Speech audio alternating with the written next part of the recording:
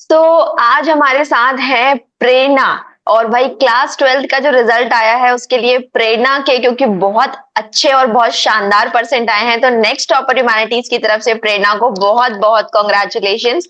तो प्रेरणा, एक बार आप बताएंगी आपके, वैसे हम सभी तो जानते ही हैं लेकिन एक बार हमारे व्यूअर्स को भी बताइए कि क्लास 12th जो था उसमें आपका कॉम्बिनेशन क्या था और क्या मार्क्स आए, क्या परसेंटेज आया, तो एक बार बच्चों के लिए आप बताइए। सर मैम मैंने प्योर आर्ट्स लिया था और उसमें मेरा सब्जेक्ट था history, geography, political science, Hindi और इंग्लिश। और मैं क्लास 12 में मुझे 96.2%। 96.2, वेल डन, बहुत बढ़िया। अच्छा, तो प्रेरणा, जब इतने सारे मतलब इतनी मेहनत करी हुई है आपने क्लास 12th में, तो एक बार उस जर्नी को थोड़ा सा मतलब रिवाइंड करके हमें बताइए कि कैसे कैसे चीजें हुई, क्या क्या आपने किया, किस तरीके से वो जो पूरा टेन्योर था उसको आपने फेस किया। तो एक बार वो भी हमें जानना है, छोटी सी कहानी के फॉर्म में अगर आप बताए तो। मैम टू बी ऑनेस्ट आसान नहीं था मेरे लिए। और मुझे क्लास 10th में, आई वांट टू से दिस, 10th में मुझे 77.6% आया था। और फिर मेरा बहुत बड़ा ब्रेकडाउन हो गया था उधर। बट उस टाइम पे जब 11 में स्टेप इन किया तो मैंने एक चैलेंज लिया था कि मुझे इस बार करके दिखाना है जो मैंने नहीं किया 10th में। I want to do it now. और भगवान की कृपा से, मेरी मेहनत, मेरे पेरेंट्स के support, even my teachers and you all, hopefully I able to make it. और अगेन 12th में तो एनसीईआरटीज को पूरा गो थ्रू करा था। और अगेन एक रिवीजन नहीं किया था, मल्टीपल रिवीजन किया था उसके साथ। लास्ट मोमेंट में आप आप सभी का लाइव सेशंस मैंने अटेंड करा था। उस टाइम पे उस मोमेंट में जब एग्जाम पास आ रहा होता है तो एक स्ट्रेस रहता है। स्पेशली मैं अभिषेक सर को बोलना चाहती हूँ, वो अपने ज्योग्राफी के क्लासेस में हंसा देते थे तो एक सेंस ऑफ रिलीफ मिलता था इतने सारे टेंशन के बाद भी। But again not, it was not an easy journey, but या होपफुली हो गया जो मैं चाहती थी। बिल्कुल होना था भाई, बिल्कुल होना था जब आपने इतनी मेहनत करी थी। और लाइफ है भी ऐसे बेटा कि life is all about the come back. तो मैं एक बार ये जानना चाहूंगी, क्योंकि देखो बेटा, टॉपर का टॉप करना बहुत आसान होता है। वो बच्चा जो इंटेलिजेंट है, कंटिन्यूअसली हर साल टॉप कर रहा है, तो उसका अगर वो टॉप करता है तो इतना वहां पे चेंज नहीं आता। लेकिन जैसे आपने बताया कि 10th में क्योंकि आपके 77% थे, और 12th में जब आपने इतनी मेहनत करी, तो वो मेहनत के बारे में एक बार बताओ कि वो कितना टफ था, ताकि वो बच्चे जो अभी 10th में है या 11th में है और अभी अगर वो एवरेज परफॉर्म कर रहे हैं, तो उनके लिए आपकी जो स्टोरी हो वो थोड़ी इंस्पिरेशन वाली होनी चाहिए कि अगर प्रेरणा कर सकती है तो हम भी कर सकते हैं। वही मतलब मुझे ऐसा लगता है कि जो माइंडसेट होता है ना, वो माइंडसेट मेन गेम होता है। अगर आप अपने माइंड को इतना स्ट्रेंथन कर लेते हो, मतलब क्योंकि लाइफ में ऐसा होता है कि आप अगर अच्छा भी करते हो और बुरा भी करते हो, आपको अल्टीमेटली क्रिटिसिज्म मिलता ही है। But you have to hmm. Make sure कि आपका माइंड इतना स्ट्रांग हो कि उन सब जो भी नेगेटिव चीजें आ रही हैं उनको हटा के अपने गोल की तरफ आपको फोकस करना चाहिए, मेरा ऐसा मानना है। अगेन तो मैं जो भी स्टूडेंट्स है, मतलब मैं उनको बस ये कहूंगी कि मतलब भरोसा मत छोड़ो। अगर आपने मतलब डिसाइड किया है कि ये करना है तो आपको कुछ भी तूफान आ जाए, आंधी आ जाए, you have to do it and you do it. और एक चीज मैं कहना चाहती हूँ, अगेन ह्यूमैनिटीज जब मैंने ऑप्ट किया था वो बहुत चैलेंजिंग था। क्योंकि अगेन आपको पता है कि ह्यूमैनिटीज को लेके जो भी स्टीरियोटाइप है समाज में, तो मुझे भी बहुत सुनने को मिला था। तो बट मुझे था कि मतलब किसी को जो, जिसको भी जो कहना है वो कहे, बस मुझे जो मेरा, क्योंकि अगेन मुझे अपना फील्ड ह्यूमैनिटीज के थ्रू ही वो आगे बढ़ाना था। तो मेरा श्योर था कि मैं करूंगी तो करूंगी। आई प्रॉमिस माई सेल्फ कि irrespective of every other thing मैं ये मतलब करूंगी। और अगेन एज आई सेड, आपको हार्ड वर्क करना पड़ेगा and at the same time smart work तो काम करता ही है। बस हिम्मत नहीं हारनी है। बिल्कुल बिल्कुल, हिम्मत तो बिल्कुल भी नहीं हारनी है। अब मैं अभिषेक सर से बोलूंगी कि आप अपने जो क्वेश्चंस हैं वो प्रेरणा से करिए। Thank you ma'am. प्रेरणा, देखो तुम्हारे नाम में ही आपका इतना अच्छा झलक रहा है ना, तुम बहुत सारे लोगों के लिए अब प्रेरणा बन चुकी हो। ठीक है, तो तुमने एक मतलब आपका ना नींव रखी है। मतलब मैं तो ना, मतलब जैसे मैं असम वगैरह एक दो बार आपका उधर की तरफ गया हूँ, तो मुझे वहां पे ना बहुत सारे बच्चे दिखाई देते हैं जो मतलब बड़े दूर दूर आपका ट्रैवल करते हुए जाते हैं बच्चे। और वहां से आपका मतलब एक तुमने इतना अच्छा स्कोर बिल्ड करके और एक नींव जो रखी है वो बहुत ही सराहनीय है। और मैं तो मतलब ऐसा हूं कि तुमको यह बोलूंगा कि अब आगे वाली जनरेशन और भी अच्छा करती है। तो पहले ना कोई एक रैपिड फायर खेलूंगा मैं तुम्हारे साथ, ठीक है? एक रैपिड फायर ऐसा खेलेंगे कि मुझे बताओ 11th की ज्योग्राफी या 12th की ज्योग्राफी? 12th की ज्योग्राफी। 12th की ज्योग्राफी, ओके। मुझे बताओ हार्ड वर्क या smart work? I think combination hard work plus smart work काम करता है। वेरी गुड, ठीक है। अब सुनो मेरी बात। अब मैं मतलब एक मुझे छोटी सी आपका चीजें जाननी है कि ज्योग्राफी जो तुमने आपका शुरू किया, तो 12th की ज्योग्राफी में ऐसा क्या रहा तुम्हारे पास स्पेशल, जो शायद मतलब तुमको ऐसा लगे कि तुमने कुछ अलग किया है जो बाकी बच्चे शायद ना करते हुए आ रहे हो? सर 12th के ज्योग्राफी में और एक चीज मैं अपने स्कूल के टीचर के बारे में बोलना चाहती हूँ। उन्होंने ना स्कूल्स में नोट्स प्रोवाइड कर दिए, बट Good. उसके अलावा मेरे शॉर्ट नोट्स भी मिल देते थे। एनसीईआरटी को गो थ्रू किया था मैंने, क्योंकि एक बार रिवीजन मतलब आप जब एक बार चैप्टर को पढ़ते हो तो वो नहीं हो पाता है, क्योंकि फिर याद नहीं रहता चीजें, तो आपको मतलब करते रहना पड़ेगा। और मुझे जब जहां तक याद है मैंने अक्टूबर नवंबर तक अपना सिलेबस हर सब्जेक्ट का ऑलमोस्ट कंप्लीट कर लिया था, बस हिंदी और इंग्लिश का थोड़ा बाकी था। और ज्योग्राफी के लिए मैं ये कहूंगी कि जो मैप प्रैक्टिस आपको करते रहना चाहिए। और अगेन उसमें भी आपको पिक्चर बेस्ड क्वेश्चंस भी पूछते हैं आपको, तो वो सब भी करो। और एनसीईआरटी तो मस्ट है, वो करना चाहिए। और उसके अलावा मैंने एमसीक्यूज सर बहुत प्रैक्टिस किए थे। आपके चैनल में आपने एमसीक्यूज कराए थे, तो मैंने वो भी करे थे। और बाकी ठीक है। ओसवाल की बुक्स मैंने उससे भी एमसीक्यूज करे थे सर, क्योंकि उसमें मेरा थोड़ा सा वीक था, उसको बस स्ट्रेंथन करना था। तो प्रेरणा, मैं इसी चीज को एम्फेसाइज करूंगा थोड़ा सा। जैसे होता क्या है कि जैसे अभी हमारे पास हिस्ट्री भी है, हमारे पास पॉल साइंस भी है और ज्योग्राफी भी है, पर हम देखते हैं कि सबसे ज्यादा एमसीक्यू जो आते हैं वो ज्योग्राफी में आते हैं। 17 एमसीक्यू है हमारे पास। तो आपने ऐसा क्या आपका मतलब एमसीक्यू के लिए प्रिपरेशन की थी कि जिससे आपके एमसीक्यू ज्यादा गलत ना हो और एमसीक्यू को आप अच्छे से टैकल कर पाओ?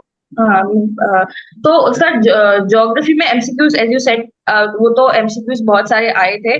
तो उसके लिए ना सर, जो हमारे स्कूल में जो टेस्ट वगैरह होते मतलब क्लास टेस्ट, उसको भी मैं सीरियसली लेती थी, क्योंकि उधर में भी हमको ना स्कूल में एमसीक्यूज के प्रैक्टिस प्रेरणा एक मिनट कराए रुकना, गए। 1 मिनट रुक जाना प्रेरणा, 1 मिनट और। मैं दिखाई दे रहा हूँ सिद्धार्थ सर? ठीक है। हाँ प्रेरणा, हम दोबारा शुरू करते हैं उसी क्वेश्चन को, सॉरी, है ना? मुझे बस आप ये बताओ कि मतलब हाँ, दोबारा से एमसीक्यू वाला जो आपका पैटर्न है उस पे आपने ऐसा क्या किया जो शायद बाकी बच्चे आपका नहीं कर रहे थे? हाँ, मैं ये कहूंगी जो स्कूल में टेस्ट वगैरह होता है, आपको उसको ध्यान से आपको करना है। क्योंकि मेरे स्कूल में एक चीज अच्छा था कि टीचर्स लोग एमसीक्यू का बहुत प्रैक्टिस करवाते थे, क्योंकि ऑफ कोर्स वो तो एकदम कॉन्सेप्ट से आपको पूछेंगे ना, तो फिर उसके लिए अगेन मॉक टेस्ट आप दो, सैम्पल पेपर सॉल्व करो, तो उधर पे भी हो जाता है। और इवन पीवाईक्यूज भी आपको करना चाहिए कि किस तरह का पैटर्न का एमसीक्यूज वो लोग पूछते हैं।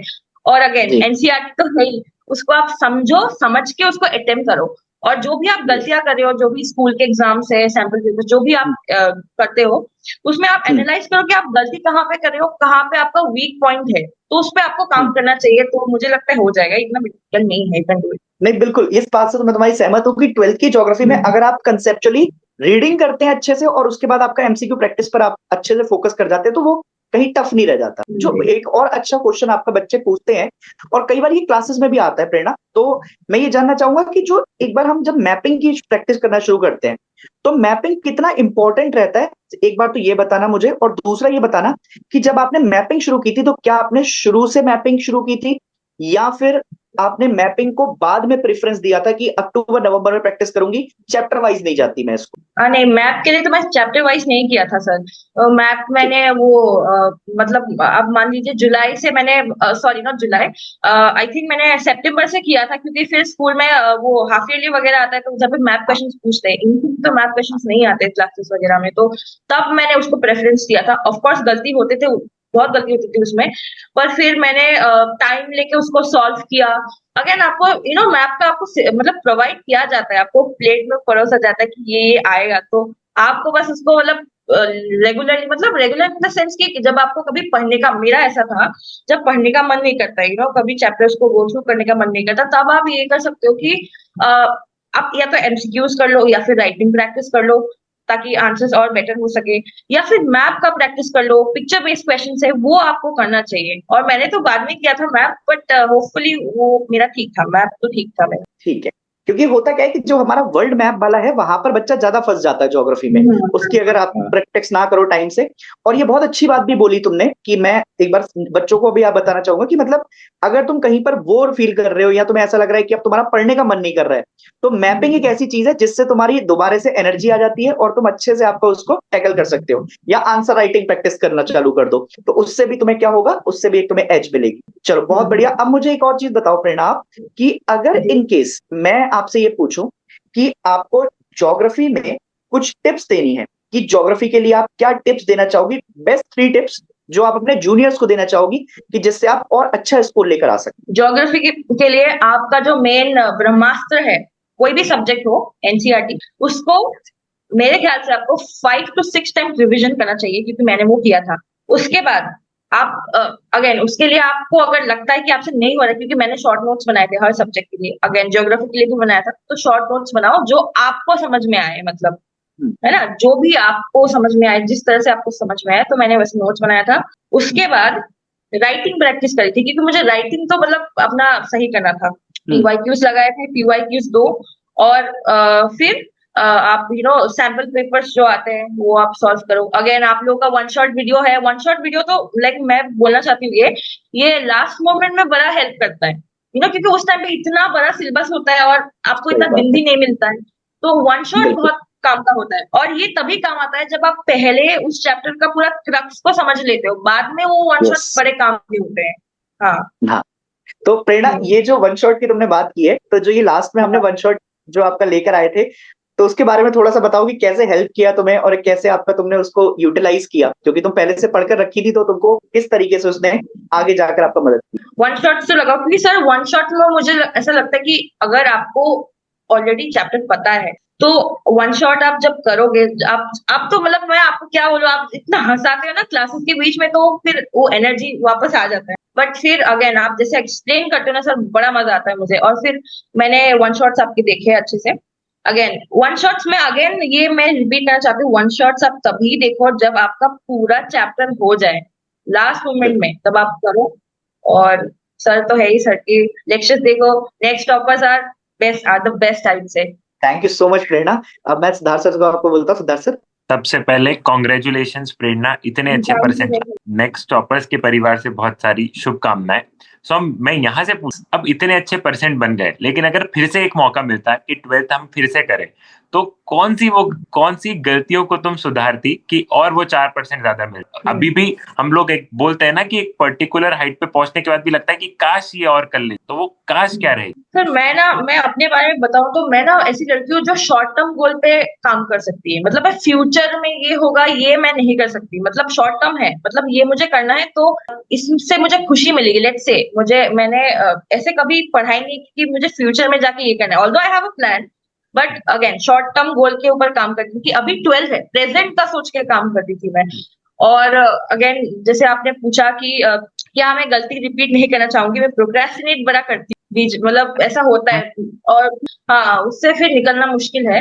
पर फिर मैं अपने आप को फिर बोलती थी नहीं तुझे उठना होगा, तुझे करना होगा, नहीं तो फिर से तेरी नैया डूब गई, फिर तुझे करना होगा। फिर मैं ये अपनी गलतियों को नहीं दोहराना चाहती। और स्पेशली मैं इंग्लिश के बारे में एक चीज बच्चों को कहना चाहती हूँ, इंग्लिश एक ऐसा सब्जेक्ट है जो बच्चे लास्ट मोमेंट पे करते हैं, क्योंकि ऑफ कोर्स मैं समझती हूँ कि जो मेन सब्जेक्ट है लाइक ज्योग्राफी, पॉलिटिकल साइंस व अलग स्ट्रीम के भी, तो वो लोग ना मेन सब्जेक्ट को ज्यादा ज्यादा फोकस करते हैं, इंग्लिश में नहीं करते। लाइक मैंने भी ऐसा किया था, तो थोड़ा सा कम हो गया इंग्लिश। तो हर चीज को, हर सब्जेक्ट को टाइमली करो। मुझे अगर मौका मिलेगा तो मैं इंग्लिश हर सब्जेक्ट को एक साथ लेके जाना चाहूंगी, बस यही बोलना चाहती हूँ। प्रेरणा, क्या आपका कोई ऐसा डेली शेड्यूल होता था? मतलब 2 तरीके के बच्चे होते हैं, एक रहता है कि ठीक है डे टू डे वेरी करता है, और कुछ बच्चे एकदम ऐसे मिथ बना देते हैं, या एकदम ऐसा रहता है कि डेली 5 घंटे पढ़ना है, 6 घंटे पढ़ना है। तो मतलब आपका क्या शेड्यूल रहता था? मतलब आपने कैसे अपना सिलेबस इतनी जल्दी कंप्लीट कर लिया? अगर आप बोल रहे हो कि आपने अक्टूबर नवंबर तक सिलेबस कंप्लीट कर लिया था, तो क्या आपकी स्ट्रेटेजी रही कि आपने इतने कम समय में कंप्लीट करके 5 से 6 बार? Sir if you don't mind, मैं अपना इसमें भी एक स्टोरी बताना चाहती हूँ। बिल्कुल बिल्कुल। जी जी। तो मेरा ना ये मेरे टेबल में ना मैंने मैनिफेस्टेशन, मतलब मैंने लिख के रखा था हाँ, कि मुझे कितना हाँ, मतलब डिजायर्ड मेरा परसेंटेज है। तो फिर मतलब इनिशियली मैंने लिख के रखा था, पर फॉर सम रीजन मैं फोकस नहीं कर पा रही थी अपने, मतलब इनिशियल के आई थिंक 2-3 दिन की बात करूंगी, फिर मेरा पढ़ाई में मन नहीं बैठ रहा था। ऑल्दो मेरी मम्मी ने मुझे, मतलब मेरी मम्मी और पापा ने बुक्स वगैरह मैंने सब लेके आई थी, पर वो अगेन पढ़ाई का मन नहीं हो रहा था। फिर want to tell you that I met a friend of mine. उसने मुझे समझाया कि अ, अ, उसने अपने गोल के बारे में बताया। तो फिर मुझे उसको देख के फॉर सम रीजन एक मतलब मोटिवेशन आ गया, इन अ हेल्दी वे। एंड फिर मैंने अपना शुरू किया, और फिर लग गए, और फिर अपना मतलब और स्केड्यूल, हाँ स्केड्यूल का मैं बोलना चाहती हूँ। जैसे मेरा ना स्कूल बहुत दूर है यहाँ से, मेरे घर से बहुत दूर है, तो फिर शाम को आते आते मेरा 4 बज जाता था। तो फिर मुझे ना दोपहर को मैं सोती हूँ, खाना खा के थोड़ा सा नींद आता है तो मैं सो जाती हूँ। फिर 6:30 बजे उठ के मैं फिर रात को 2 बजे तक पढ़ती थी। ये स्कूल जब होता था तब, और समर ब्रेक के टाइम में तो फिर मैं सुबह देर से उठती थी, हालांकि क्योंकि रात में देर हो जाता था मेरा सोते सोते, तो मैं सुबह देर से उठ के फिर अपना पढ़ाई शुरू करती थी। और 12 बजे मेरा ब्रेक टाइम होता था। 12 बजे या तो मैं यूट्यूब देख लेती थी, खाना खा लेती थी, क्योंकि मुझे मतलब मैं बहुत बड़ी फूडी हूँ मुझे, मतलब तो फिर वो मैं एंजॉय करती थी, वो मी टाइम होता था। फिर अगेन मैं अब 1:30 बजे से मैं फिर अपना पढ़ाई शुरू करती थी, फिर ब्रेक लेती थी। तो ब्रेक तो था, और संडे मेरा सर पूरा दिन ब्रेक लेती थी, मैं संडे बिल्कुल नहीं पढ़ती अनटिल अनलेस कोई एग्जाम हो मंडे, फिर मैं संडे तो नहीं पढ़ती थी, मतलब वो ब्रेक पे था मेरा। बिल्कुल, बिल्कुल। एक दिन ब्रेक होना भी चाहिए, एक दिन अपने आप के लिए भी होना। Totally agreed with your point. एक बहुत इम्पोर्टेंट चीज़ प्रेरणा, क्योंकि मैं जब आजकल के बच्चों को देखता हूँ, तो वो लोग सोशल मीडिया, नेटवर्किंग साइट या इंस्टाग्राम ले लो, या मैं आधे बच्चों को स्नैपचैट पे देखता रहता हूँ, मतलब वो जब क्लासेस के दौरान वो बातचीत करते हैं। तुमने बैलेंस आउट कैसे किया? या तो तुम सोशल मीडिया नेटवर्किंग साइट पे इंस्टा पे थी या नहीं थी? मतलब इन जनरल। नहीं, अच्छा, नहीं। नहीं, मैं और जो बच्चे अगर नहीं। अभी यूज़ कर रहे हैं, तो उन्हें कैसे टिप्स दोगे कि कैसे बैलेंस बनाएँ? क्योंकि मैं देखता हूँ कि कई बार बच्चे पढ़ाई के नाम पे, ऑनलाइन पढ़ाई के नाम पे क्या होता है, वो मोस्ट ऑफ द टाइम अपना वेस्ट कर देते हैं। एक बार अगर आप स्क्रॉल करने आ गए, या यूट्यूब पे भी अगर आपने एक बार यूट्यूब शॉर्ट्स देखने लग गए, तो वो मतलब चलते ही रहेगा, चलते ही रहेगा, चलते ही रहेगा। तो वो एक सॉर्ट ऑफ एडिक्शन बोल सकते हैं। तो कैसे बताओगे, मतलब कि कैसे बैलेंस करना चाहिए? क्या आपके साथ में कभी ऐसा हुआ है कि यूट्यूब भी भयंकर ज़्यादा यूज़ करने लग गए हैं? सर वो ये तो होता था, क्योंकि हमारे ब्रेन को ना हर चीज मतलब एंटरटेनमेंट चाहिए होता है। हाँ, स्पेशली मेरा तो कोई इंस्टा या फिर स्नैपचैट वैसा नहीं था। सिर्फ यूट्यूब व्हाट्सएप था, और हाँ। यूट्यूब चलाती थी मैं।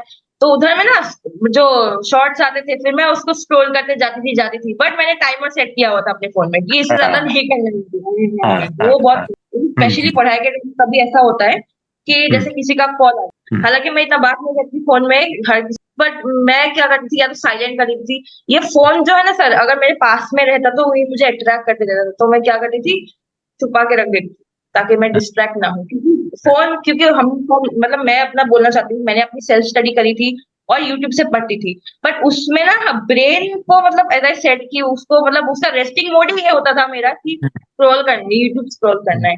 तो उसके लिए फिर मैं अंदर छुपा के रखती थी, या तो टाइमर सेट करके रख दो मेरे हिसाब से। और सर मैं ये चीज तो मतलब कहना चाहती हूँ कि mindset as I said no, if you know कि आपको ये करना है, मतलब आपका ये पढ़ाई का टाइम है। मैंने बहुत सारे अपने दोस्तों के बारे में बताना चाहती हूँ, they are not serious enough, they were not serious, last के मोमेंट में सीरियस होके, मतलब मुझे नहीं लगता इतना आप अच्छा कर सकते हो। आपको स्टार्टिंग से लगातार लगन के साथ आपको पढ़नी पड़ेगी। और ये जो डिस्ट्रैक्शंस है, हालांकि इंस्टाग्राम को कैसे कोप अप करना है, फिर स्नैपचैट को कैसे कोप अप करना है, मैं नहीं कह सकती क्योंकि मैं यूज नहीं करती। बट हाँ, यूट्यूब के शॉर्ट्स के लिए आई कैन से कि या तो टाइमर सेट कर दो, या फिर कहीं नीचे रख दो, या फिर मैं मम्मी को दे देती हूँ। बहुत बहुत ही सही तरीका बताया प्रेरणा। ये दूसरे बच्चों के लिए भी कहीं न कहीं हेल्पफुल रहेगा कि हाँ, मतलब कैसे बैलेंस आउट किया जाए, एंटरटेनमेंट और पढ़ाई दोनों में, और जो कि ज़रूरी भी है। एक लास्ट क्वेश्चन प्रेरणा, अपने जूनियर को क्या एडवाइस देना चाहोगे? क्योंकि आपको अभी जो बच्चे क्लास 12th में जस्ट एंटर किए हैं, वो लोग सुनेंगे, तो आप उनको क्या एडवाइस देना चाहोगे कि कैसे वो टॉपर बने? मतलब एक छोटी-सी एक एडवाइस उनके लिए। मैं ये कहना चाहती हूँ कि मुझे पता है अभी फ्यूचर जो एक्सपीरियंस है वो मुझसे भी बहुत ज्यादा कर सकते हैं। मुझे पता है, क्योंकि मतलब इसमें यही बात आती है कि जब आप क्लास 12 में एंटर होते हो, तो आप अपने आप से प्रॉमिस करो, किसी और को बोलने की जरूरत नहीं। अपने आप से प्रॉमिस करो कि ये साल मेरा है और ये साल मेरा ही रहेगा। एंड यू नो सर, अभी मेरे घर में ना वो न्यूज चैनल्स भी आए हमारे आसाम के।